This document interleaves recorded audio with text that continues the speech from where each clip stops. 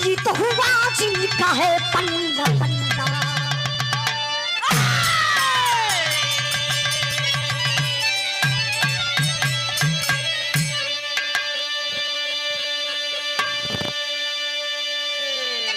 गौर करेंगे बाबू,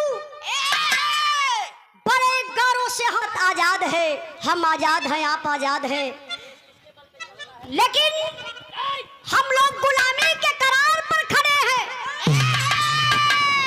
आप लोगों को पता है हमारा देश किसके बल पर चलता है? शायद आप लोगों के पता ना हुई, हम बताओ बड़ी अपना बिरहा के माध्यम से एक लाइन कव्वाली का टुकड़ा लगल बा। समझते समझते अरे समझत है बीरन।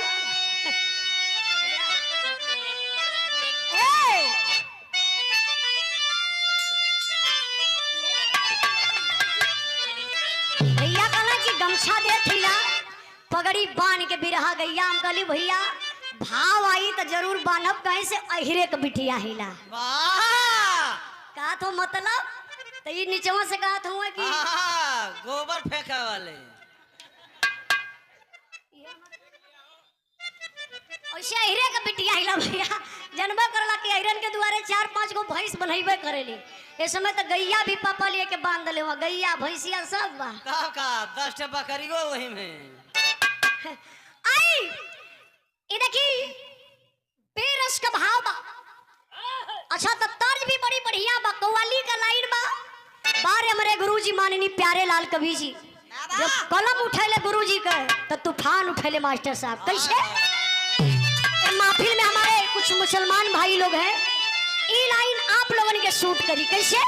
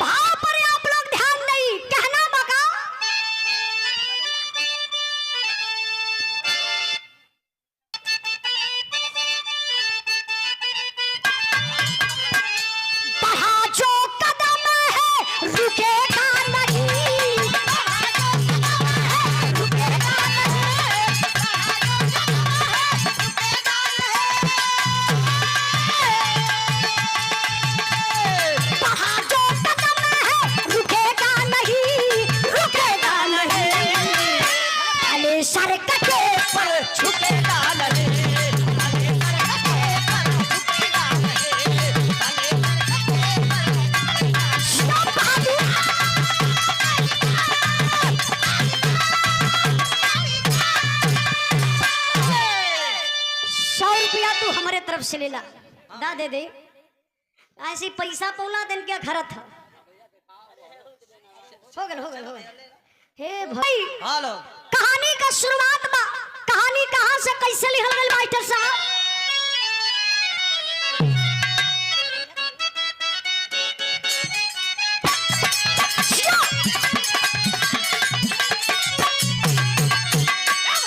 सरहदी जंग पे जो वीर लड़ने आता है, सरहदी जंग पे जो वीर लड़ने आता है, मौत का सिहरा अपने शीश पर सजाता है।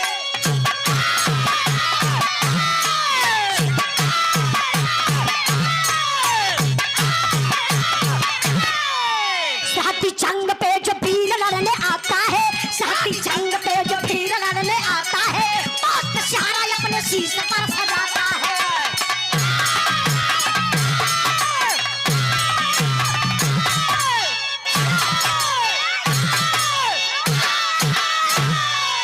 जिला मथुरा खेला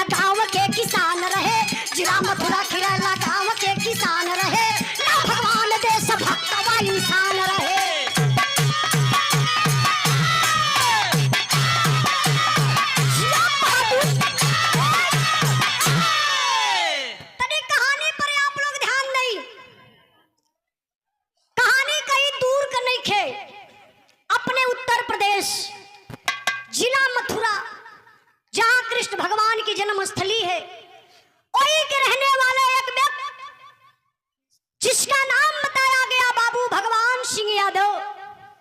भगवान सिंह यादव का इकलौता बेटा जेकर नाम बतावल गल हेमराज। हाय हाय हाय इकलौता बेटा, मन में बड़ा उमंग बा, हाय फौजी जवान बनूंगा, फौजी जवान बनूंगा। अच्छा सूता तो सुतले में सपनों देखा,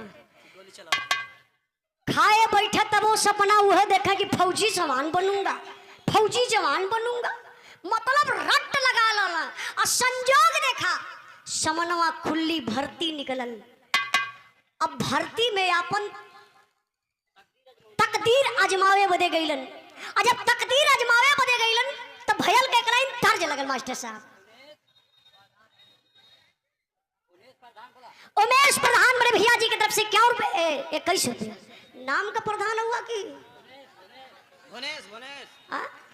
भुवनेश प्रधान जी 21 रुपए का पुरस्कार हो सके कि उनका प्रमुख से लगाव थोड़ा कम हो। हाँ ये सरकार में तो बहुत दिक्कत है प्रधान लोगन का। कहना मालिक तनी आवा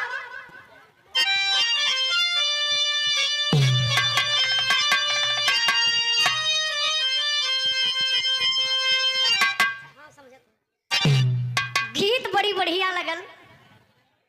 अब बड़ी मजेदार गीत बा।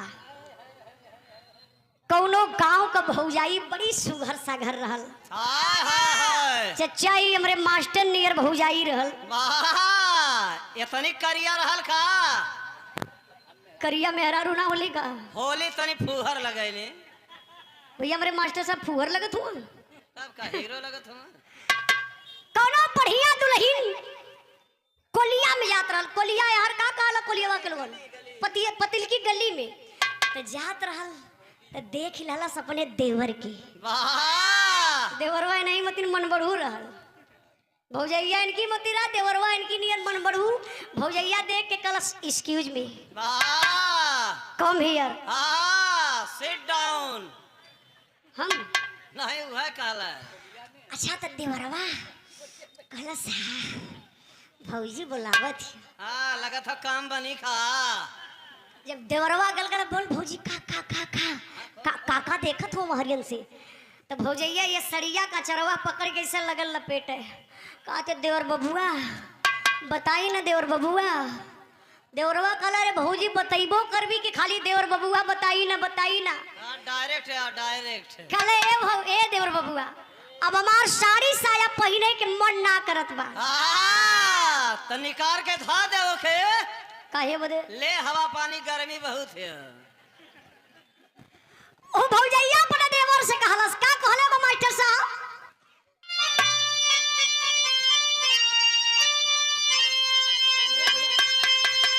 और हाथ जोर बिनती करे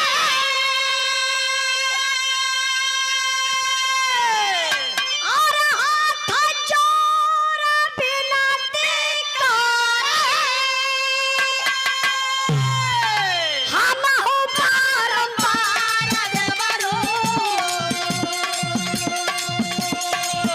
हम का मंगाई हो देवा हम का मंगाई हो देवा सूट सालवार देवरो हम का मंगाई हो देवा सूट सालवार देवरो हम का मंगाई हो देवा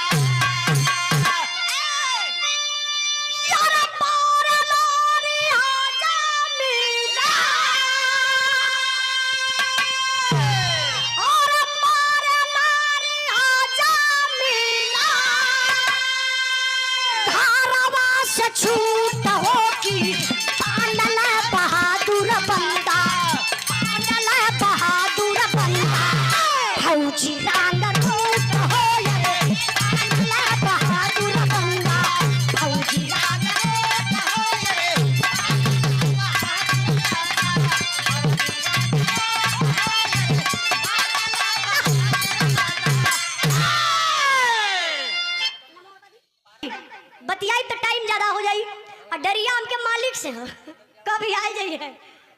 ना है ना। अब फौजी जवान किसान का बेटा हेमराज भर्ती में गईलन, लाइन में खड़ा भइलन, फौजी जवान बन गईलन। कहानी साथ में समझी, ड्यूटी पर आना जाना लगल बा।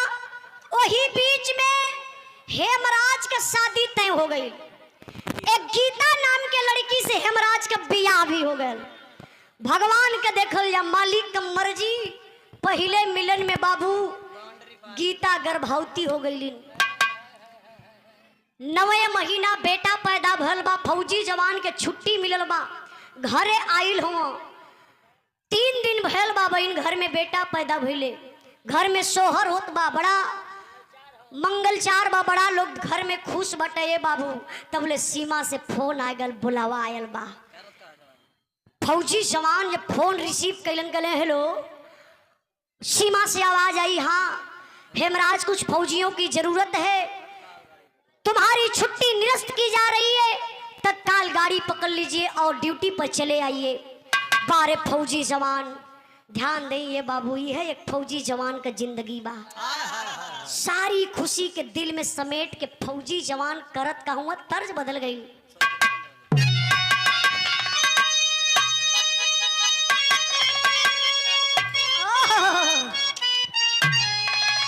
क्या बात है, बिरहा में तर्ज बड़ी प्यार बा। हमारे पापा भी बिरहा गावलन। पापा हमार आज भी बतावल, पहले भी बतावे। काल बेटा के वो कैसो बिरहा गौले रहा है, लेकिन जब तू गई हा तो अपने अंदाज में गई हा, और जब अपने अंदाज में गई तो तोहार हो जाई। एक गीत स्वर्गीय रामदेव गुरु का बा। पापा हमरा बतावल कहा बेटा, जौने समय रामदेव गुरु ये तर्ज के गा देना तो मुर्दानी के जोश आ जा। कितना तो बनारस से टिकठिया लेके भाग गई ना। हाँ इनकर दादा कई टिकठी लेके भागल। मास्टर साहब बोले मत दिया, नहीं तो गंगे बोली है।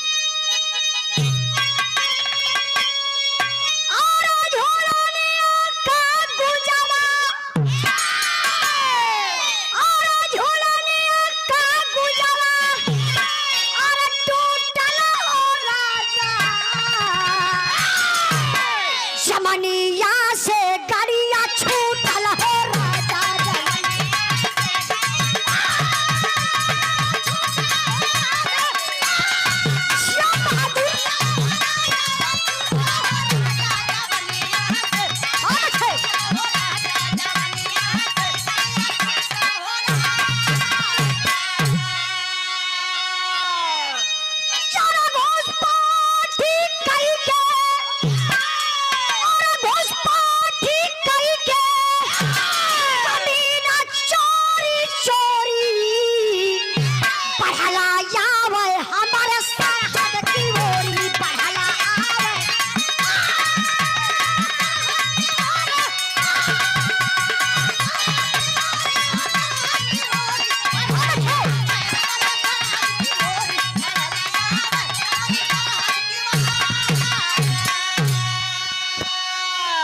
कुछ दूर पर 3 साया दिखाया, झट से जवान हाथ राइफल उठाया।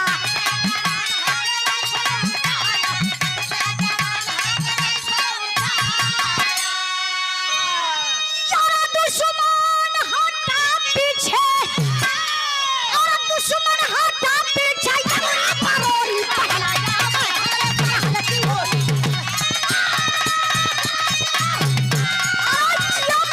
शेर हुआ।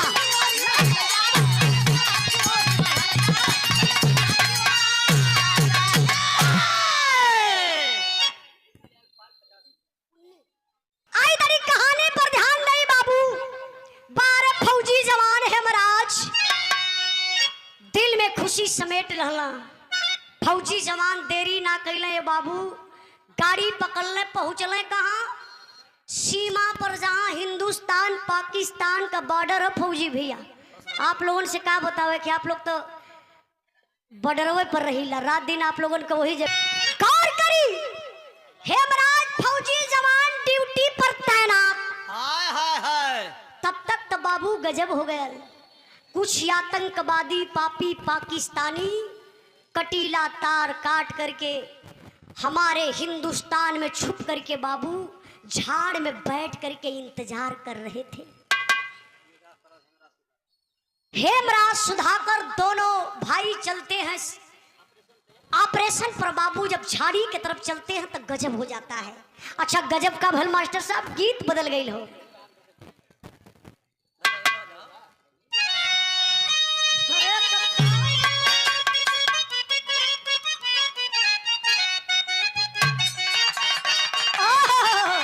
क्या बात है। यहो गीत के स्वर्गीय रामनगरू अपने जमाना में बड़ा लहाई के गावत रहलन।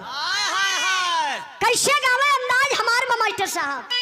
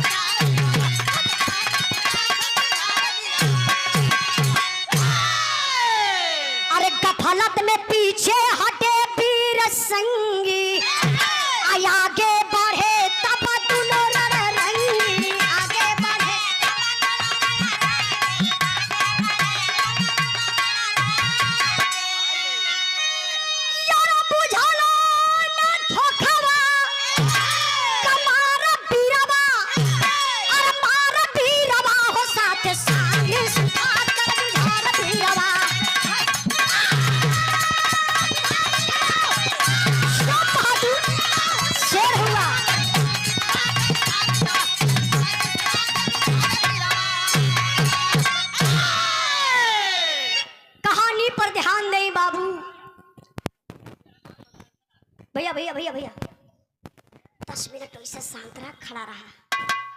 फोन ना भौजाई का था।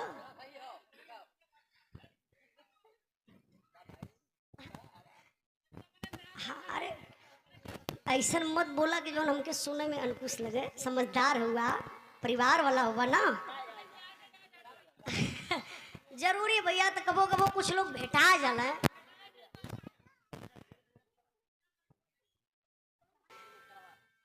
फौजी जवान ड्यूटी पर तैनात, तब तक कोई आतंकवादी पापी जो कटीला तार काट के हिंदुस्तान के झाड़ी में छुप करके इंतजार कर रहे थे। अब इन दोनों जवानों को कुछ पता नहीं था। जवान कदम आगे बढ़ा रहे हैं, अब वो पपियावा सब झाड़ में छुप करके बाबू निशाना ऐसे सधले हुआ। तब तक दुश्मनों की सनसनाती हुई गोली आई, हेमराज और सुधाकर के पैर में लग जाती है। जरा सोचिए, ओ पापी गोली सीने में भी मार सकते थे, सर में भी गोली मार सकते थे। जानबूझ करके हिंदुस्तान के जवानों के पैर में गोली मारे, इसलिए हमें हिंदुस्तान का जिंदा फौजी मिल जाएगा। हम हिंदुस्तान का राज पूछेंगे, हिंदुस्तान पर हमला बोलेंगे। उस घायल अवस्था में पापी पाकिस्तानी दोनों जवानन के लेके बाबू रातों रात अपने पाकिस्तान सीमा में चल गई। इतना ही नहीं, ये कोई काल्पनिक कहानी नहीं है जो मैं कल्पना करके बता रही हूं। जो भाई बराबर न्यूज देखते होंगे, आप लोगों को पता होगा, आप लोग जरूर देखे होंगे। उ पपियवा से कैलन का आमने सामने दो खंभा रहल, एक खंभा में हेमराज के और दूसरे खंभा में सुधाकर के पपियवा गतर के बांध देहलस।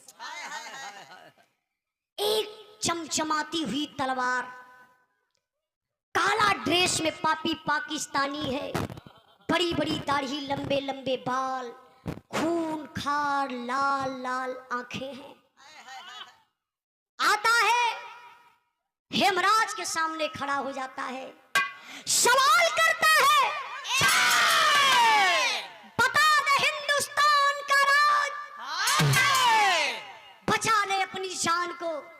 लेकिन बारे हिंदुस्तान का फौजी जवान जिगरा कमजोर नहीं किया, उसी आवाज में दहाड़ करके जवाब देता है फौजी जवान, अरे दोगले की औलाद, हम उस देश के वासी हैं जिस देश में गंगा बहती है। नहीं बताऊंगा रे साले हिंदुस्तान का राज, जो करना सो कर ले, मुझे जीने मरने का कोई गम नहीं है।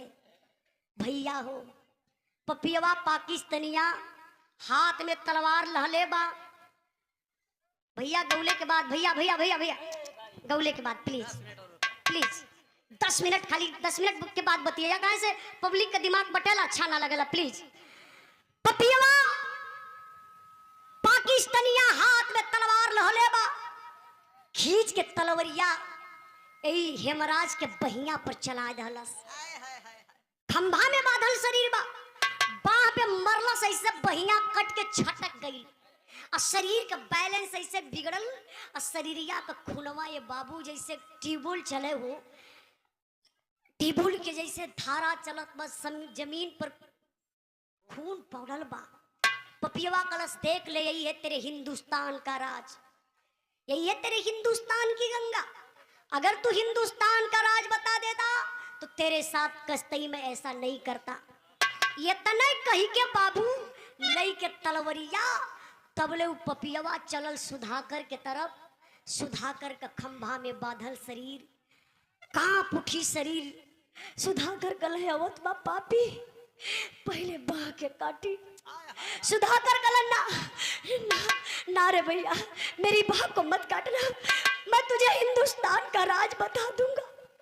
ई बतिया हेमराज सुनत रहलन, कहा कि अरे भाई अपनी जान के बचत में हिंदुस्तान को खतरे में डाल देगा, हिंदुस्तान का राज बताने के लिए कह रहा है।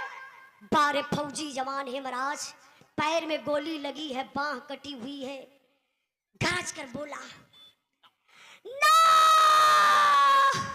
ना रे भाई ना, सुधाकर ना, तुझे झंडे तिरंगे की कसम, तुझे तेरी वर्दी की कसम, तुझे धरती मां की कसम, एक भी हिंदुस्तान का राज मत बताना रे भाई। अरे पगला, जान तो अकेली जाएगी, हिंदुस्तान और हिंदुस्तान के लोग तो बचे रहेंगे।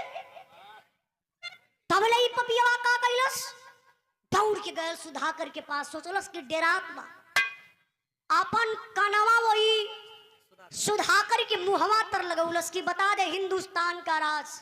लेकिन बारे हिंदुस्तान का फौजी जवान, हिंदुस्तानी खून बा, उबल कर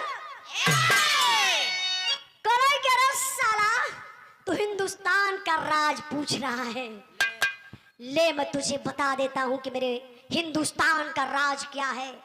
बादल फौजी जवान कर का सकेला, हिम्मत देखे वो फौजी जवान कर खेखार के अब वो पपियवा के मुहवा पर कला यही है मेरे हिंदुस्तान का राज, जो करना सो कर ले। ई पाकिस्तानिया कलो सरे साला, उससे पूछा साला हिंदुस्तान की गंगा दिखाया, और साला तुमसे क्या पूछा रे, मेरे मुंह पर थूक दिया। ले मेरे हाथ से गिफ्ट, खींच के पपियवा तलवरिया चलोलस हो भैया। यह सुधाकर का गर्दनिया काट लिहलस। फौजी भैया आप लोगों के पता हुई, जब ही गर्दन काट लिहलस, ऐसे मरलस पैर से फुटबॉल नियर गर्दनिया होता ना दूर पर छटक गयल। फिर तलवार लेके आयल, हेमराज ऐसे खड़ा रहा, साला हिंदुस्तान की तू गंगा दिखा रहा है, ले मैं दिखाता हूं कि तेरे भारत की गंगा कैसे बहती है। खींच के बाबू तलवार चलौलस, हेमराज का भी बही गर्दनिया काट ललस हो। इतने ना हो भैया, वही तलवार से दोनों जवानन का पेटवा ही से बीचों बीच फाड़ दिहलस। अब पेट फरला के बाद जो पेट का सिस्टम हो निकाल के बहरे फेंक के एक पेटवा के खुखा कर दहलस। पेट खुखा कैला के बाद एक भयंकर बम हेमराज के पेट में, एक दूसरा भयंकर बम सुधाकर के पेट में रख के पपियवा सिलाई कर दहलन। अब वर्दी पहनाई के रातों रात लसिया लिया के हिंदुस्तान सीमा में कगैलन। आई गर्दन कहाँ बा? संतोष भैया पाकिस्तान में। ये लिए वो पपियवा सब बम फिट कैले रहलन कि हिंदुस्तान का जवान जई हैं लाश के साथ छेड़छाड़ करियन, विस्फोट हो जाई, जितना आसपास जवान रहियन सब मारल जइहन। लेकिन ए बाबू कई दिन बीत गया, सीमा पर खलबली मचल बा। सीमा से 2 जवान गायब, अभी पता नहीं चल रहा है। संजोग देखा है, कुछ जवान झाड़ी की तरफ जाते हैं, ऑपरेशन पर जा रहे हैं, ड्यूटी पर हैं, तो देखते हैं दोनों जवानों का पैर थोड़ा और करीब गए। कहे अरे यार 2 फौजी जवान यहाँ लेटे हुए कैसे हैं, क्या हुआ है? थोड़ा सी और आगे गईलन तो देखो तुम भैया सर हईबे ना करे, पेट काफी ऊंचाई ले सुजल बा, बाह कटल बा। अब फौजी जवान समझ गए कि दाल में कुछ काला है। अगर वो छेड़छाड़ करते तो बम विस्फोट हो जाता, वो फौजी जवान मारे जाते। दिमाग लगाए बाबू, चेकअप करने वाली मशीन आई तो पता चला कि दोनों जवानन के पेट में भयंकर बम बा। बम के सुरक्षित निकाल लगल, कैंप में ले जाए के जवान सब बाबू लाश के रखलक, गमी मनावत हमें। यहाँ का बात आप लोग छोड़ी, तनी से दिमकवा आप लोग लेके चला हेमराज के घरे मथुरा खरैला गांव में, जहां हेमराज का दुल्हन स्नान कई के बाबू हो श्रृंगार करे बैठल लाली, तब ले दुनिया का मालिक एक ठे असगुन दिखाई दल। अच्छा असगुन का देखावत हो ई बिरहा हमार वीर रस से अब करुड़स में आ गई। करुड़स का भाव बा,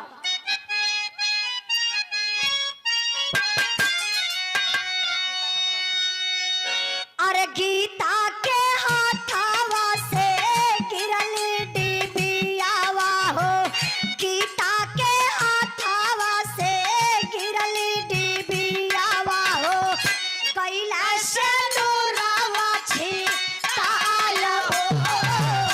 गीता के हाथावा से गिरल डिबियावा हो,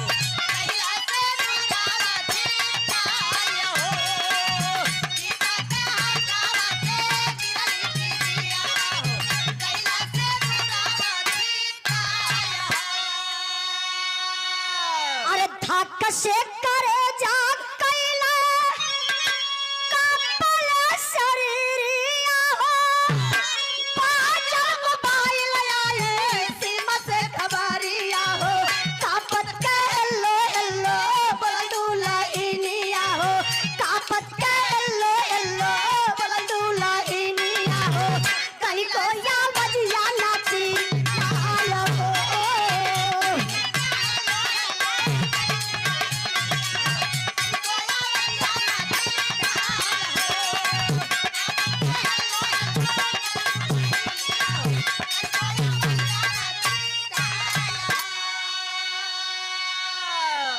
गौर करेंगे बाबू, बेचारी गीता स्नान कई के श्रृंगार करे बैठल ही, बरवा यह चोटी कैली, हाथ में सिंदूर का डिबिया लेके मंगिया में लगावे गईली हो बाबू।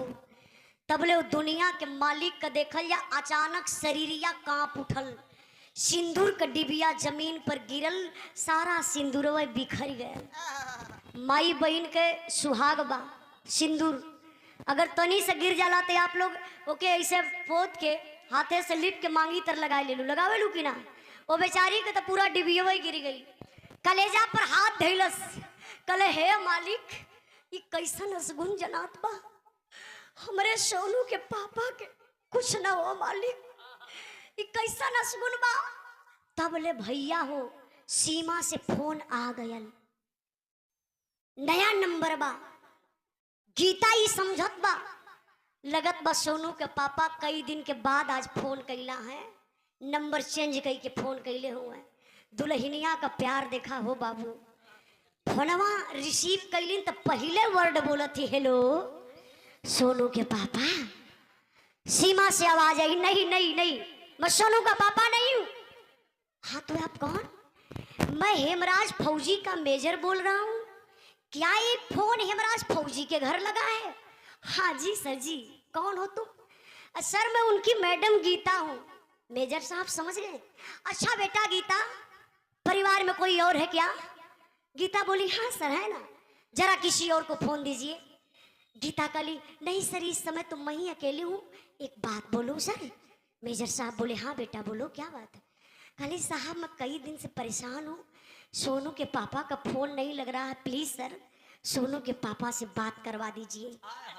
फौजी जवान के पैर तले से जमीन खसक गई।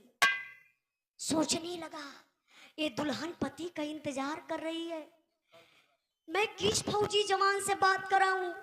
अगर मैं कहीं ये बता देता हूं कि तुम्हारा पति शहीद हो गया, शायद वो अपने पति का मौत बर्दाश्त नहीं कर पाएगी तो उसकी भी मौत हो जाएगी। मेजर साहब दिमाग लगौलन, बाबू बतिये घुमाए देहलन। वही फोनवा पर गीता के बाबू कहे लगलन। अच्छा कहत कहूँ तनी से आप लोग ध्यान दें। 1 करोड़ के भाव पर कृष्ण कुमार यादव कहली के धरती से भैया के तरफ से 100 रुपए का पुरस्कार, बहुत बहुत प्रणाम। तनी बाबू ध्यान दे, भाव बाका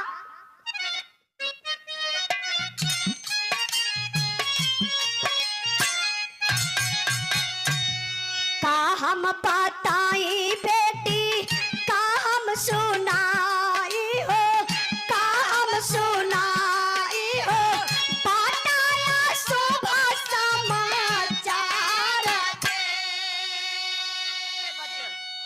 मेजर साहब कहना बेटा क्या बताऊं, कुछ कहने लायक नहीं है। गीता बोली अरे सर क्या मजाक कर रहे हो, मैं एक फौजी जवान की बीबी हूं और आप मजाक कर रहे हैं कि मैं क्या बताऊं, अशुभ समाचार मतलब नहीं समझ रही हूं। फिर मेजर साहब कहते हैं क्या, बज्जर करे जा कई के सुनला खबरिया, रे सुनला खबरिया हो, लुट गई दुनिया तो हारा। हथवा से फोनवा छुट के गिरला जमीनिया पर, गिरला जमीनिया पर, गीता रोले आंसू।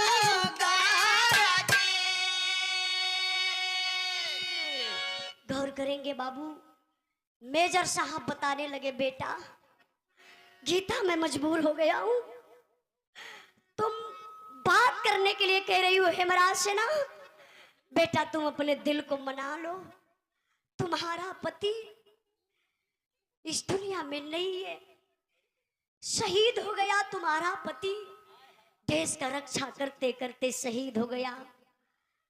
अरे बाप रे बप्पा, जब दुल्हनिया शहीद शब्द सुनलस हो भैया, सबका बदे तो शहीद शब्द बहुत छोटा शब्द लगेला ना। सब लोग कह दे अरे भैया फलाने का बेटा हुआ शहीद हो गया। शहीद का मतलब उस परिवार से पूछिए, उस माँ से पूछिए शहीद का मतलब, जो ने मतारी का गोद सून हो गई। उस बहन से पूछिए शहीद का मतलब, जो ने भाई का दहनी बहियां कट गई। उस बहन से पूछिए जो ने बहन के कलाई में राखी बदे बदे बांधे बदे कलाई न रह गल, भाई न रह गल। उस औरत से पूछिए जो ने दुल्हन के सुहगवे उजड़ गए। वह बहन होश में रही जब इतना शब्द सुन ली कि मेरा पति शहीद। अरे बाप रे बप्पा, कटल पेड़ नियन हो और राय के वही अंगना में गिरली गीता, चिल्ला चिल्ला के रोवत हई।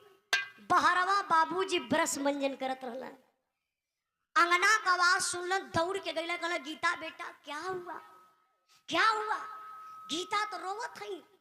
फोनवा देखला होता ना दूर पर जाए के पिताजी उठा लल, फोनवा चालू बा, हेलो हेलो का आवाज आवत बा। पिताजी डांटे लगलन, कहले हेमराज, अरे पगला तब बहू के का कह दले दे घर में रोवत बना। सीमा से आवाज आई, पिताजी मैं हेमराज नहीं हूँ, मैं हेमराज फौजी का मेजर बोल रहा हूँ। हाँ जय हिंद सर, जय हिंद जय। हाँ पिताजी मैं आपको बताना चाहता हूँ कि आपका बेटा हेमराज इस दुनिया में नहीं रहा, शहीद हो गया। अरे बाप रे बप्पा, माई बाबू वही अंगना में गिर के चिल्लात हुए, पूरे गांव में कोहराम मच गल, हेमराज शहीद हो गया।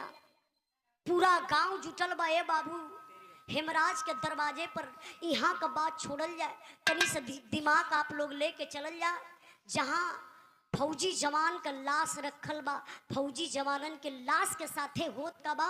मास्टर साहब आल्हा का लाइन लगा दा।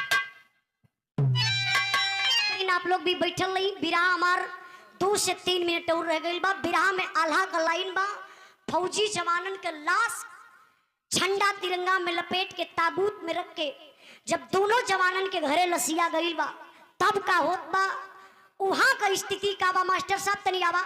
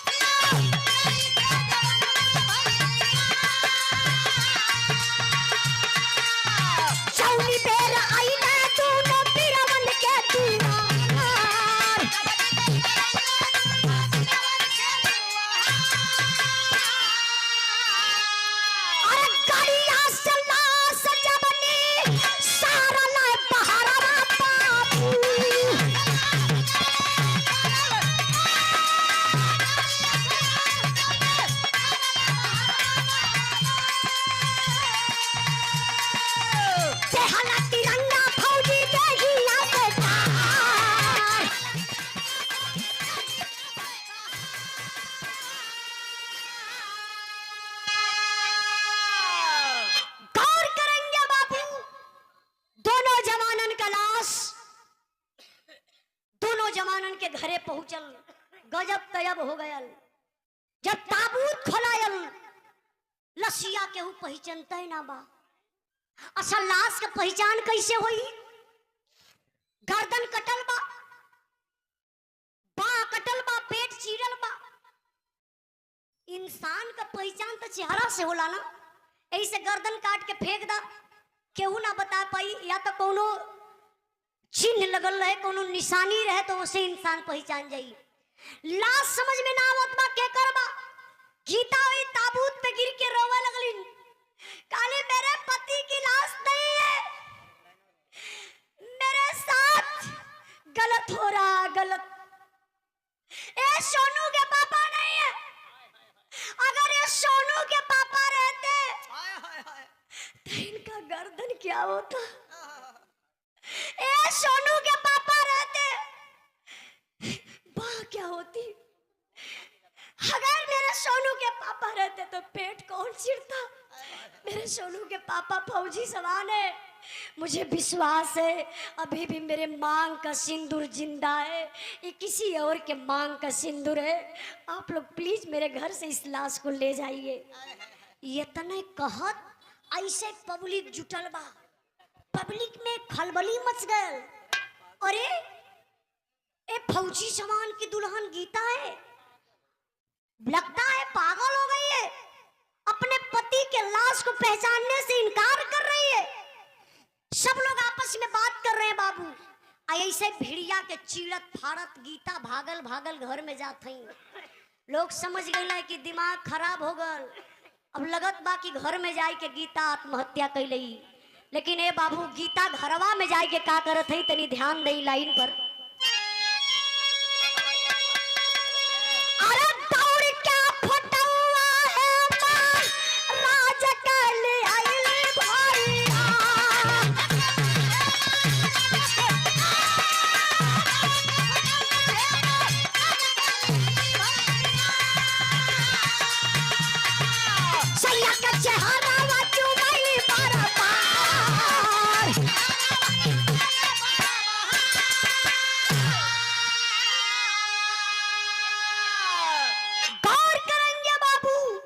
गीता भागल भागल घरवा में गईली। कहाँ? अपने बेडरूम में। एक अपने फौजी सैया का बड़ा सा फोटो कोई दिवलिया में चपकौले रहली। उहे फोटोआ उठौली, सिनेमा से सटौली और ले के वही पब्लिकिया में दौड़त है। हे भैया देखी ना, आप पहचानत है ना सोनू के पापा लोग। यार हल्ला कर तू, बढ़ जाई। गौर करेंगे बाबू चचा, लोग देख रहे हैं फोटो को, लोगों के आंख से आंसू चलने लगा। लगता है गीता पागल हो गई, पति को नहीं पहचान रही है। लोग कह रहे हाँ, ये तो सोनू के पापा, ये तो हेमराज है। कानी साहब आप लोग चलिए ना, जो लोग लाश लेकर के आए उनसे कहिए ना मेरे सोनू के पापा को लोग ला करके मुझे दे, क्यों मेरे दरवाजे पर लाश लेकर आए हैं। गीता लेकर के फोटो बाबू पहुंचती है कहाँ? जो फौजी जवान के डेड बॉडी को लेकर के आए थे। लोगों की बोली बंद हो गई, दिमाग लगता काम ही नहीं कर रहा उस औरत को देख करके। ऐसा दृश्य होता है। अब पिताजी भैया 2 मिनट खाली, बस 2 मिनट मत बिरन बतियावा। जानत हुआ बिरहा जब सब शांति से सुनाला, अगर केहू बोल देला कहीं से तो कलाकार डिस्टर्ब हो जाला। अब देखा कितना शांति से लोग सुनत हुआ। हाँ भैया समझते, गौर करेंगे बाबू। अब लसिया लेके पिताजी बैठल हो, अपने आप के बड़ा थमले हो, हिम्मत बनावत हो कि अगर रोई देव ना तो बड़ा अपमान हमार हुई। समाज को लोग यह कही कायर बाप का बेटवा रहल शहीद हो गया। यह बात के मल्ले पिताजी अपने दिल के थमले हो, अपने बहू के बोलौला कहना गीता, अरे बहू तुम पागल हो गई हो। अरे अपना बेटा यमराज है, पहचानने की कोशिश कर, नहीं पहचान रही है ना, इसी समाज के लोग मजा लेंगे। पति शहीद हो गया, गीता अपने पति को नहीं पहचानी। गीता कहनी बाबूजी क्या मजाक कर रहे हैं, ये मेरे सोनू के पापा नहीं है। पिताजी बुलाई के लसिया के यहाँ बैठौले, अये बाबू है ये कफनवा हो, पैरवा से ये झंडा तिरंगा हटावत हो।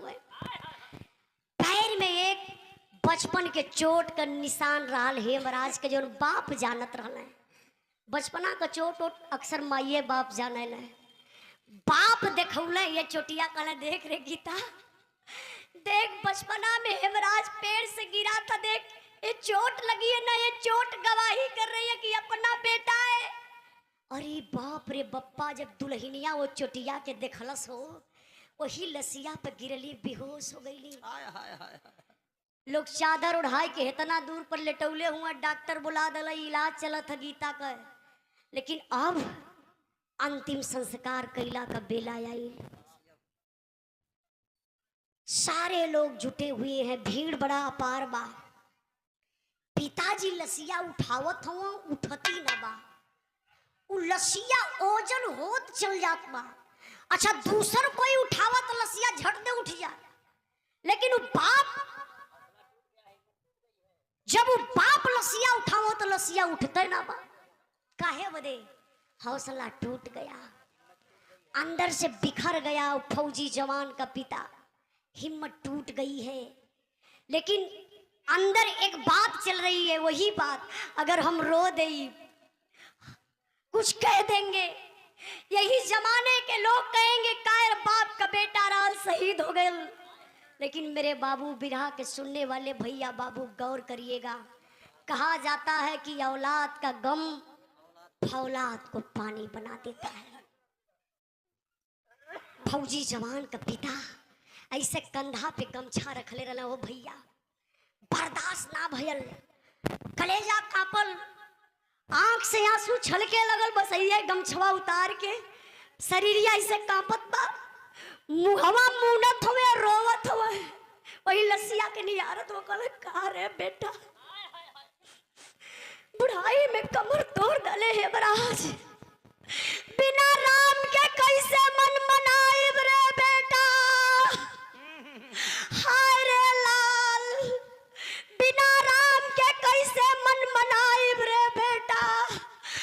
आज बोझ बुढ़ौती में कैसे तोर उठाई रे बेटा।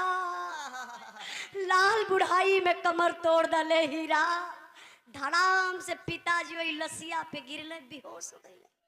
दुनिया का सबसे बड़ा बोझा क्या होता आप लोगों को पता है?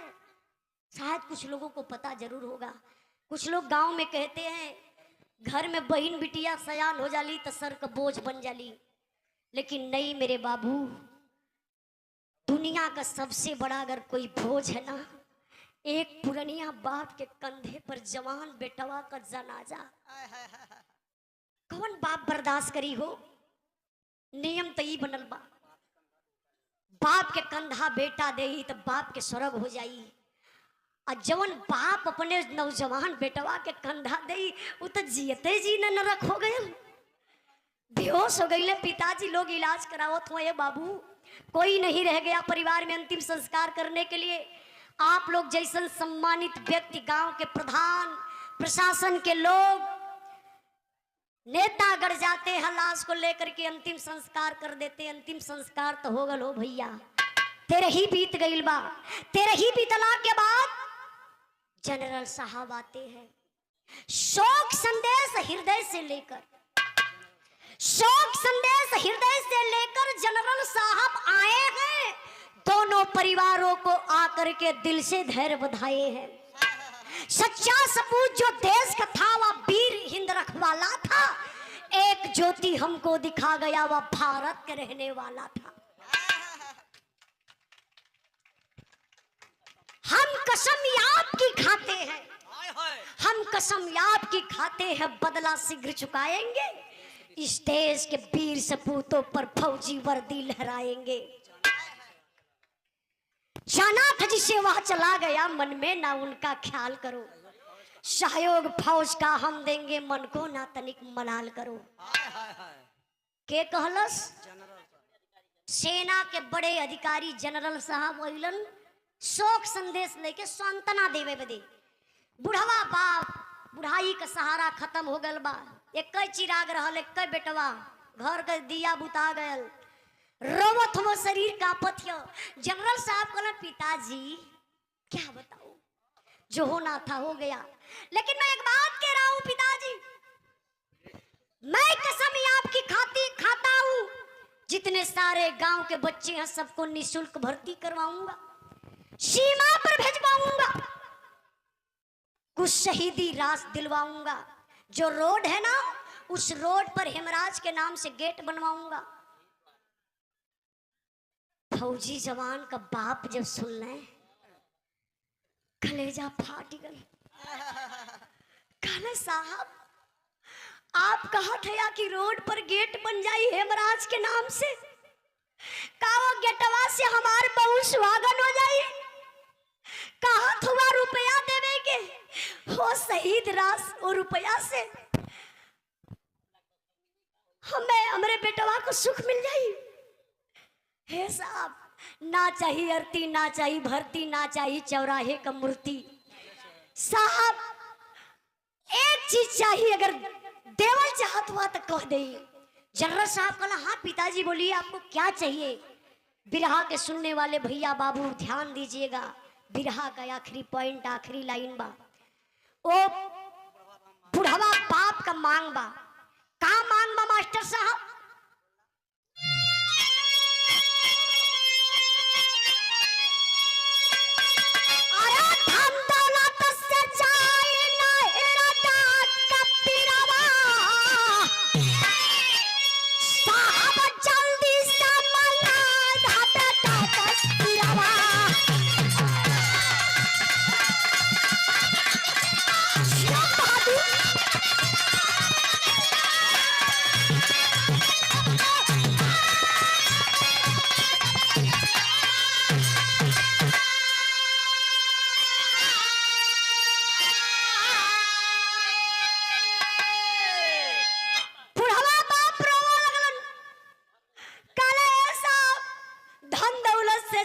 हृदय का पिरवा साहब जल्दी से मंगा दा बेटा का सिरवा।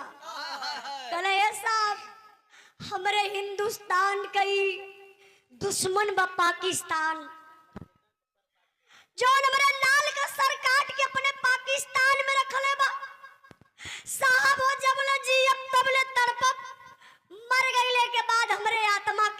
भी स्वर्गों में ना भेटाई।